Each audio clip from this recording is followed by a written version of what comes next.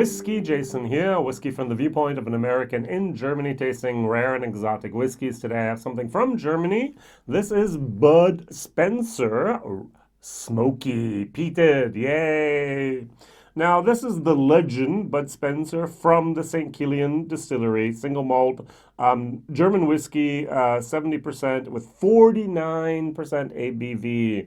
And this actually has a price of $49.90. Now this is a mixture of ex-bourbon casks as well as ex-amarone. So Bud Spencer and Terence Hill are heroes over here in Germany because of their Italian Western films that they did. They're a little bit of like the Laurel and Hardy from the 1960s, maybe even 70s, where they did a lot of punching and bow and wow and so on. And they were a lot of the Germans love Bud Spencer, and look at that fist just pow. And so on. All right. So the distillery St. Kilian's, I've done a few videos about them already. You can find, I'd guess maybe almost 10 on my channel already. And they started off with the Spirit of St. Kilian. They did 6 of those until their whiskey was actually 3 years old.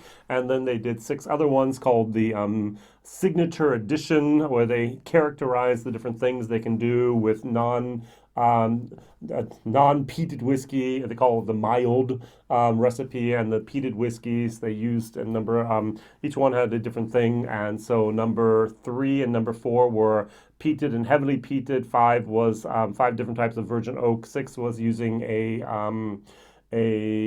German red wine casks to actually do this, and so number 2 I think was where they use Amarone. And now they have actually, the first one was a non-peated version from the Bud Spencer. Now they have a peated version, and then we'll also have a cask strength version soon. So this is 50 euros. I must admit, I made a mistake here. I forgot to write down actually what is the whiskey base number. That is 177393. So if you want to take a look at that, you can see that. So I'm going to compare this to something, at least over here in Germany. I found one shop where this is still $49.99. This is Taliska. This is the Distillers edition. Now I have the 2007-2017 edition, and it is peated as well. And the interesting thing about this is it's not Amarone, it's actually Amarosa. So a different type of cask here. This is Amoroso, and this has then here the Amarone, or Amarone is then the Amarone.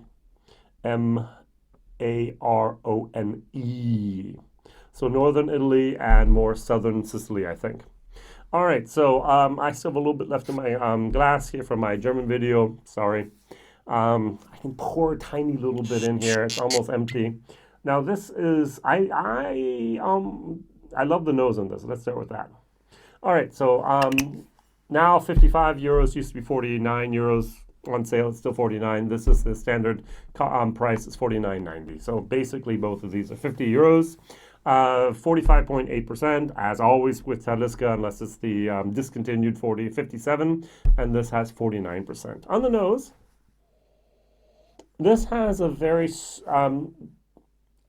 significant amount of ash peat in the nose. This is not lightly peated. This is peated whiskey. So I would put it almost, I'm not the peat expert. I'm learning to enjoy and to taste Islay whiskeys, peated whiskeys, and so on. I would put this actually at the same level as maybe Ardbeg. Not the Ardbeg Supernova, maybe more also the Ardmore. It's also something has a little bit more peat for me. It's a very ashy type of peat. It's not the bonfire at the beach type of thing where you're out there. It's a day or two later where you put the ashes and the wind comes along and blows it in your face. Some people like that. The Amarone is a very fruity type of moment, more of a cherry, more of a raspberry, maybe a little bit of strawberry moment there, a red fruit, and that comes through a little bit too. Natural color, non-chilled filtered, well done guys. This probably colored, probably non-chilled filtered. It doesn't say so any place on here that it's non-chilled filtered, unfortunately. So on the nose, this is much sweeter, much richer, much more round. It smells older. This is 4 years old.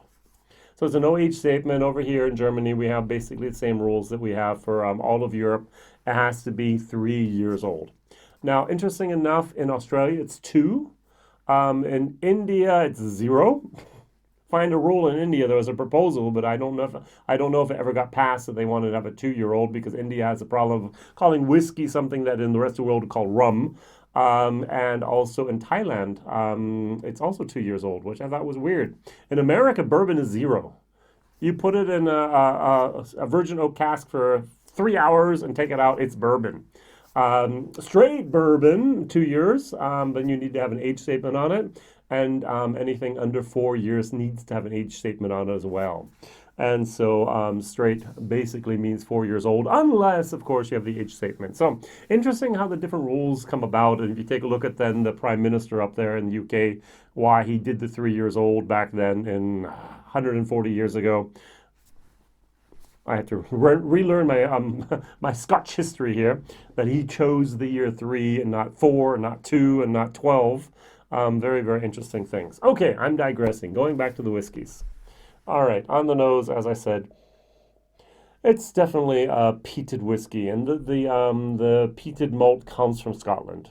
So they're using foresights, pot stills, two of them. They're using the washbacks have Oregon pine.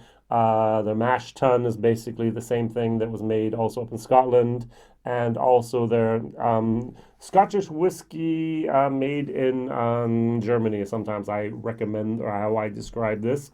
Scottish equipment. Now the programming is from Siemens from Germany, but the Scottish malt also comes then from Scotland. So no wonder it smells almost like a Scottish whiskey, a younger single malt. Cheers.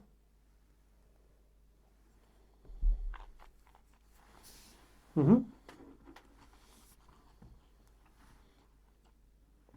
The fruitiness is there first, and then that smokiness, that ash moment comes, and then towards the end, well, that fruitiness comes back. So fruitiness, ashiness, fruitiness with a little bit of ash. Wow, I can't talk today. First video of the day, by the way. German video, and now this, so second one.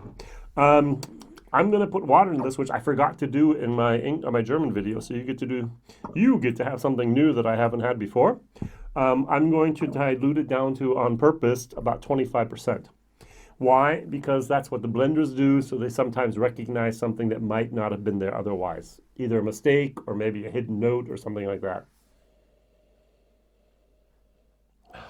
Interesting that the peat, when you really dilute it, it goes more to those that cold sock moment from the gym sock moment.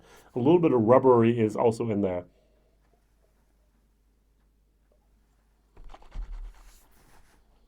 Hmm. Hmm. I'm never.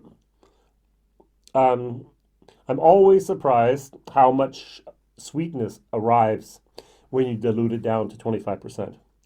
The alcohol masks that sweetness, which is there, but you just don't get it because of the alcohol. It just kills the sweetness. Nice, good, well-made whiskey. Well made, very, very nice. I'm gonna give this a C plus. I bought two of these bottles. Oh, by the way, my little if you look here, it got ripped off. Oh no! The other bottle I have is perfect. It's pristine, but that bottle somehow during transport got damaged, the label. All right, interesting enough, it says here on the back, I'm going to make a little joke of this. It's all in German, by the way, all right? But it says in German here, I just like this part. So by St. Kilian Distillers, we create absolute premium whiskey for a global audience. Now, if you're producing whiskey for a global audience, write it in English. Otherwise, you're producing for the German-speaking market, all right? We produce whiskey for a global audience. Wir produzieren Whisky für ein globales Publikum. No, you're not. If you're making us learn German to understand your labels, no, it's not. It's not yet a global player. It's not Kilian. They're working on it. Within the next 5 to 8 years, I do assume. And I've talked with the CEO of St. Kilian a few times. They will be first moving over to the Asian market. Well, first they're going to try to conquer Europe, and then they're going to go also at the same time over to Asia, and then they'll move their way over to America. So it's going to be a while before you see it over here, over there in the States. But the people in UK and other countries of Europe will be able to see St. Kilian soon, at least. La Maison de Whisky will have it, has it or will have it soon, and so the French market will be one of the first to actually get it. All right, thank you very much for watching. The value for money, I said, is about more of a C minus. It's a no age statement. It's an okay whiskey. It's good whiskey, but it's for 50 euros a little bit too much. I would rather buy something for 25 to 30 euros from Scotland and have a similar, even better tasting experience than have a 50 euro bottle with a nice little picture, a cartoon, or painting here of Bud Spencer on it. Going over here, the 50 euro 10-year-old Talisker. When I do try it, it's amazingly how sweet this actually becomes. It's almost too sweet.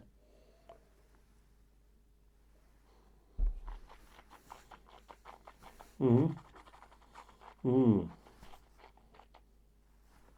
I generally like sweet, but this is almost too much. It's like like a pecan pie. One piece is enough, and the second piece is like, oh, it's too rich. And the sweetness here is almost too much, at least in my 2007, 2017 bottle. If it still is in the future or in 2018, 19, 20, or 21 version, I can't tell you. I'm sorry, I only have the 2017. Value for money, actually excellent. I would give this more of a B for value for money. And this I give a C minus to be exact. Thank you very much for watching. Question of the day is, who was your favorite? That has nothing to do with whiskey. All right. So who was your favorite cowboy hero? So if I ask an American my age, I might, or my grandpa, so my father's age, I might go, the Lone Ranger. That was one of my heroes I watched as a child. In Germany, if you ask for anyone from the Westerns, they're going to say Bud Spencer, which I think is really, or Winnetou, which is someone you don't know either, because a German author that actually wrote all these books about the Indians, cowboys and Indians, in German for Germany. And so Winnetou is a famous Indian that no one knows about in America because the books were usually not translated. And so it's really, really weird. We have open air theaters with Winnetou. Winnetou children still watch it and have the audiobooks, and there's at least 5 films with Winnetou and so on. This was a big, big thing of the German 70s, 80s, and 90s was just the character Winnetou. And it's like all Americans go, who? Nah. It's really interesting how every little tiny country has their own heroes of the past. So who was your hero of the Cowboys and Indian age? As I said, Lone Ranger for me. All the best, Whiskey Jason. Thank you very much for watching. Bye-bye.